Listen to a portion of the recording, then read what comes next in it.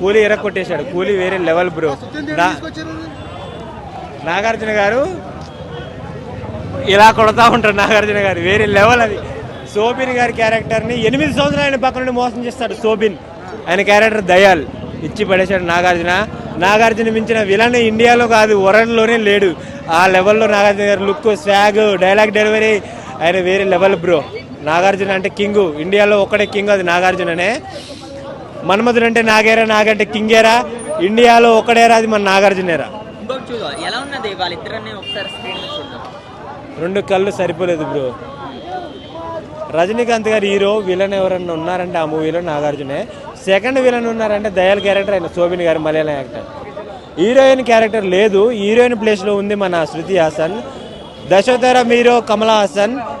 ఈ మూవీలో ఎరగొట్టింది మన శృతి హాసన్. ఎవడబ్బా సొత్తు కాదురా టాలెంట్. లోకేష్ అన్న సినిమాలో ఉంటుంది వైలెంట్ ఇచ్చి పడేసి. ఉపేంద్ర గారి సీన్ వేరే లెవెల్ ఉంటుంది. ఆయన 19 మంది ఉంటారు, అందులో ఒక క్యారెక్టర్ ఉపేంద్ర గారిది.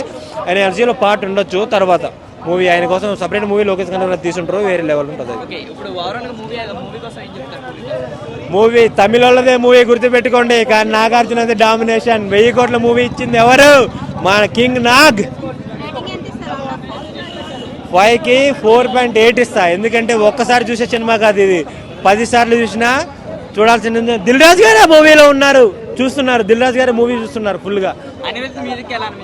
అనిరుద్ధి మ్యూజిక్ లేకపోతే నగరం లేదు, ఒక ఖైదీ లేదు, ఒక మాస్టర్ లేదు, ఒక విక్రమ్ లేదు, ఒక లియో లేదు. ఇది కూడా ఉండదు ఆయన మ్యూజిక్ లేకపోతే. అలా ఉంటుంది ఆయన క్యారెక్టర్లో. నేనా సైమన్ క్యారెక్టర్లో బాగా ఇన్వాల్వ్ అయ్యి ఇప్పటి నుండి కాదు, ఆయన గ్లిమ్స్ వదిలిపెట్టి కానీ కుక్కూలీ పవర్ అన్నట్టు నాగార్జున ఫ్యాన్ అయిపోయా. కాకపోతే నేను ఓవరాల్గా చెప్పాలంటే 2012 వరకు ఊసరవెల్లి వరకు నేను జూనియర్ ఎన్టీఆర్ ఫ్యాను. తర్వాత బాహుబలి తోటి ప్రభాస్ లా ఉంటాం అంటే అందరు ప్రభాస్ ఫ్యాన్ అయిపోయాను. నాగార్జున గారి మూవీకి ఎందుకు వచ్చారంటే అయ్యా కొడుకులు పోటీ పెట్టారు. అయ్యా ఎవరు? నాగార్జున. కొడుకు ఎవరు? జూనియర్ ఎన్టీఆర్.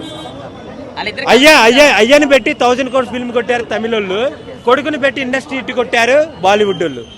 మొత్తానికైతే తెలుగు వాళ్ళు వాడుకుందే ఈ సినిమా ఇండస్ట్రీ లేదని చూపెట్టారు.